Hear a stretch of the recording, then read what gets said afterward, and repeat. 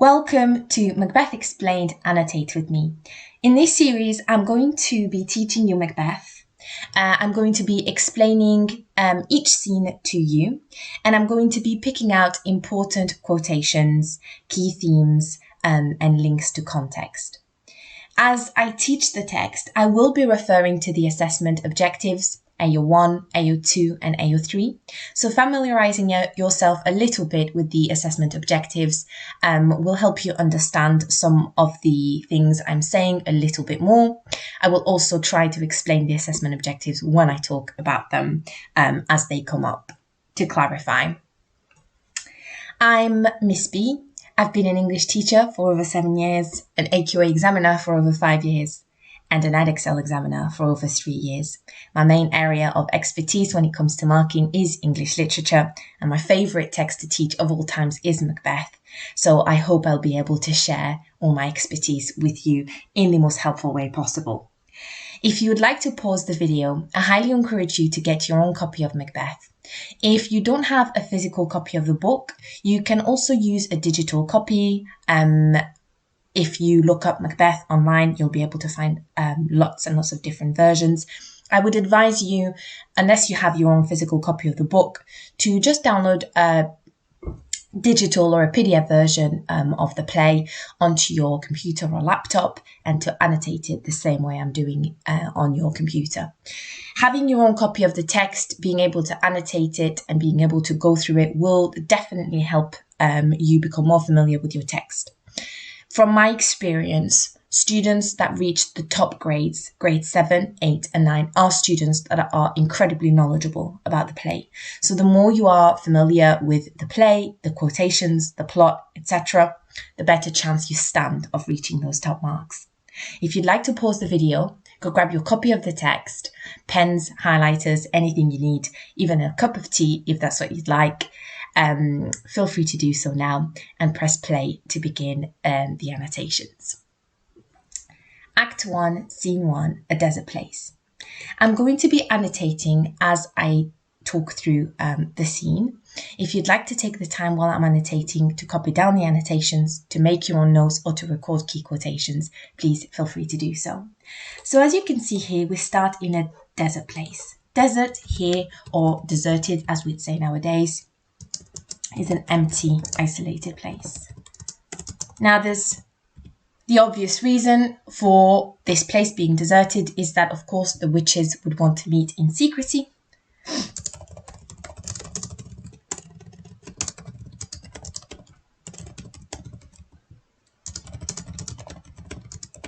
If you studied any context for Macbeth, witches did not have a good place in society and they weren't welcome.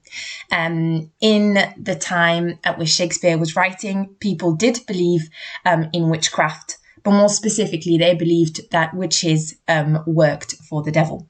And so if witches wanted to meet to discuss what they were up to discuss their plans or spellcraft, they would need to do so in secret. However, the word deserted or desert also implies isolation, and the theme of isolation is actually quite an important theme.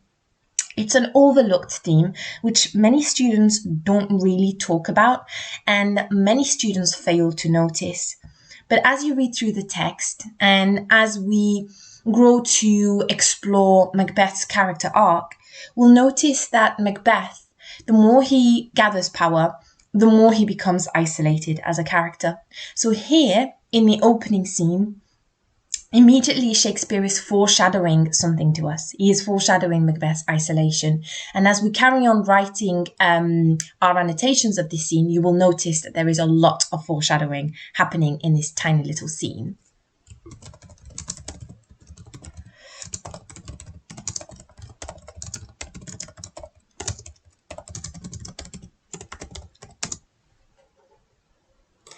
Thunder and lightning, enter 3 witches. So the parts that are in italics, like this, in the slanted writing, are what we call stage directions. You might have studied them at Key Stage 3 level. The stage directions are basically instructions that the playwright would be giving to the people, essentially putting on the play. Shakespeare's stage directions tend to be very short, but we can still gain some information from his stage directions. In the exam for Assessment Objective 2, AO2, which rewards you for identifying and analysing methods, you are allowed to mention stage directions. Many students think that by methods, examiners mean things like metaphors, similes, and personifications, but actually methods refers to any technique, any device that the writer could have used to create meaning, to create the story. This could mean stage directions, characterization, setting, etc. In this case, the stage directions give us a little bit of information on the weather. And of course, when the weather gives us hints about the story's themes or emotions, that is also called pathetic fallacy. So stage directions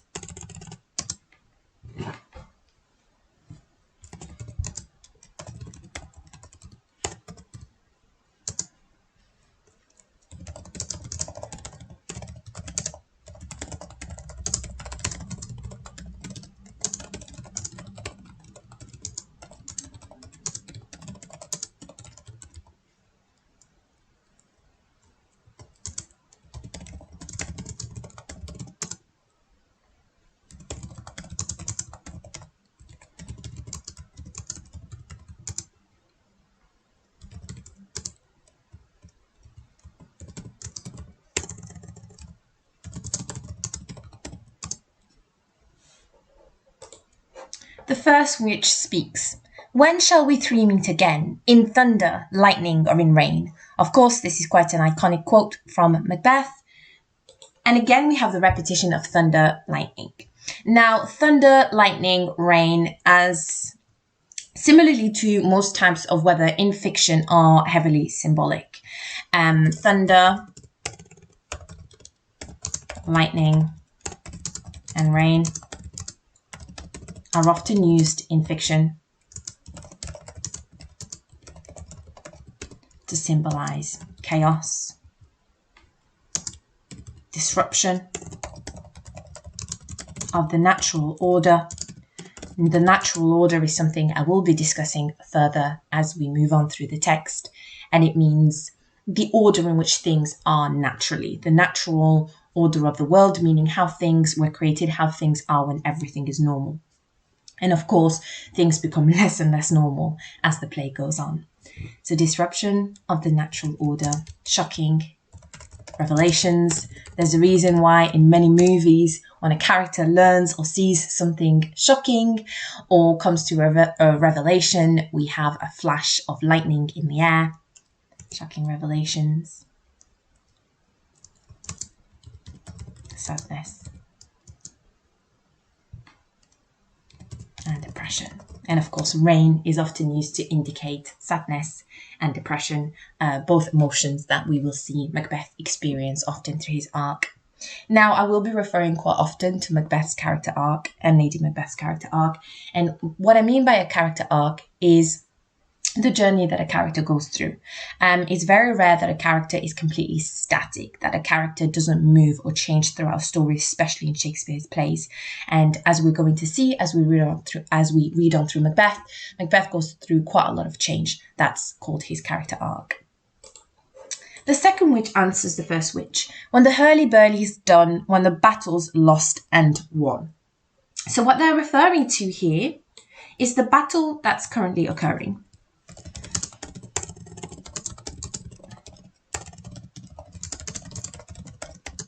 They are referring to the conflict happening in the background of the story.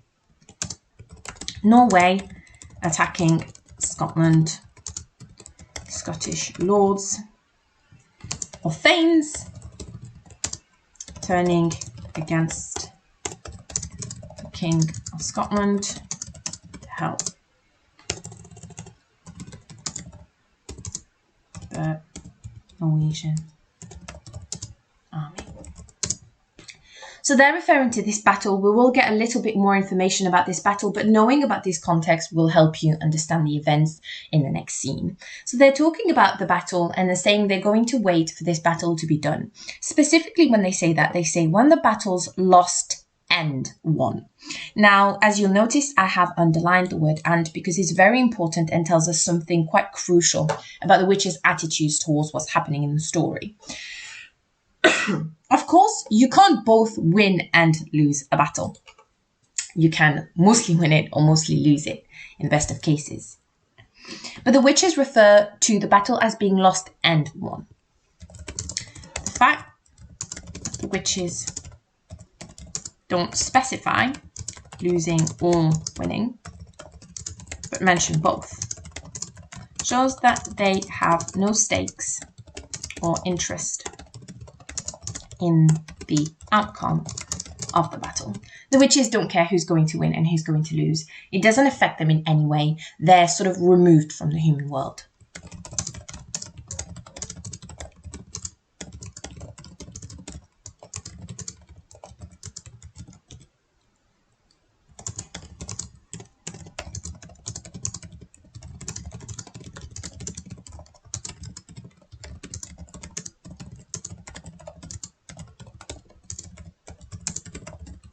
Now, whether they're removed from the human world because they actually serve a greater being, in this case, the devil, or because they actually have no emotions towards human beings is completely up to your interpretation, is probably a mixture of both. The third witch says, that will be ere the set of sun. Now, this word here is one of the archaic terms that you are often going to come across when reading Shakespeare, and actually when reading your Victorian literature. And so make a note of it because you are going to come across it quite often. Ere means before. Every time a character says we'll do something, ere something else, they mean we'll do something before something else. So that will be before the set of sun. The witches know, either by supernatural knowledge or because maybe they've observed the battle, they know that the battle is going to end before the set of sun. So it's going to end quite soon. Where the place, asks the first witch. Upon the heath. A heath is just a field. There to meet with Macbeth. And this is our first mention of the title character. Our first mention of Macbeth, the main character, is through the witches. Now, this is important.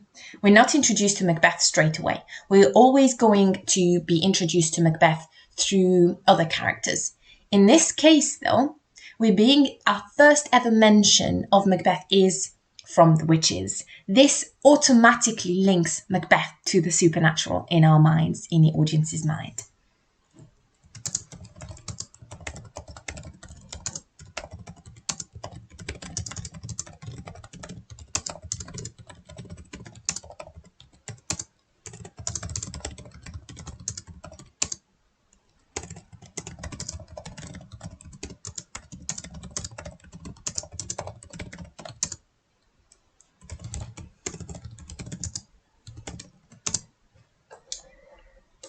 The first witch says, come, Grey Malkin.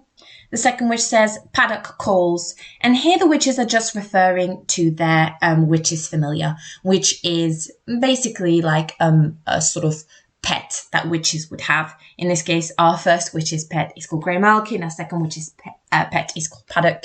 It's not really necessary for you to know any of this, but I thought I'd explain it anyway. And finally, the third witch says Anon. Now, make another note of this. Anon is another archaic term and means now. So whenever the characters are talking about doing something Anon, they mean now, as in sort of like the archaic equivalent of saying, let's go, let's do this now. Finally, all the witches speak together and utter another sort of iconic line from Macbeth. Fair is foul and foul is fair, hover through the fog and filthy air. Now, we have a lot of alliteration here, which really helps in making this quote memorable. We have the repetition of the F, but that's not the method we're going to focus on. We're going to focus on the juxtaposition and repetition. So juxtaposition is when two terms are contrasted. And of course, repetition is when a word is repeated. In this case, the repetition is inverted. We have fair is foul, and then foul is fair. So we have the juxtaposition between fair. And fair in a sort of older context would mean something that's beautiful, attractive, or appealing. And foul, which we still use to this day in a very similar context, is something that's sort of disgusting, repulsive, bad. In this case, the witches are saying fair is foul and foul is fair. And they're sort of implying a reversal of good to bad and bad to good. Remember, as we said before, we are going to very much see the natural order of things being disrupted, being inverted. We have a good character becoming bad, and we have a good thing being king, leading to bad things. And we have bad things leading to good things as well, with Macbeth's murder leading to him gaining power. So we have things that we would expect turned on their heads. And the witches are very much foreshadowing this here. The witches are foreshadowing the key themes of the play: betrayal and deception, a reversal or disruption of the natural order. They are also hinting at Macbeth's character arc from a good, respected man to an evil tyrant. And I'm sorry if that's a slight spoiler, but we'll see how he gets there together and hopefully discover it together. And finally, they exude. And that means they leave the stage. So this is another, it's not really an archaic term, it's more like a term to do with plays.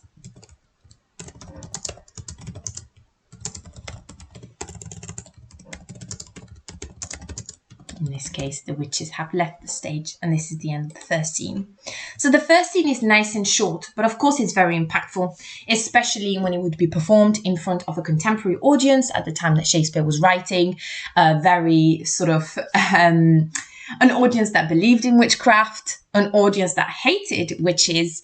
If you've done a little bit of context on Macbeth, you will know that at the time this was written, James I was ruling, and he was very passionate about witch hunting, which of course the audience would be aware of. And so the audience would be immediately engaged. But more importantly, the audience would know that these witches are up to no good. So the audience would be anticipating what's going to happen next, the way these witches are going to have a negative impact on the story to come. In our next video, I will be going over Act 1, Scene 2, which again withholds Macbeth a little bit longer and shows us Macbeth this time through the view of human characters, a soldier and the king specifically. If you have any questions about anything that I've said in this video, any questions to do with the assessment objectives, context, how to approach the exam questions, anything at all, there's no such thing as a silly question. Feel free to post your question in the comment. They will be answered either by myself or by Miss S, who is also an experienced teacher and examiner. So regardless of who answers your question, it will be an examiner answering it. I really hope that you enjoyed this. If you have any suggestions on improvements in the future, please, we are always open to suggestions. I really hope to see you all in the next video where we go through Act 1, Scene 2 of Macbeth.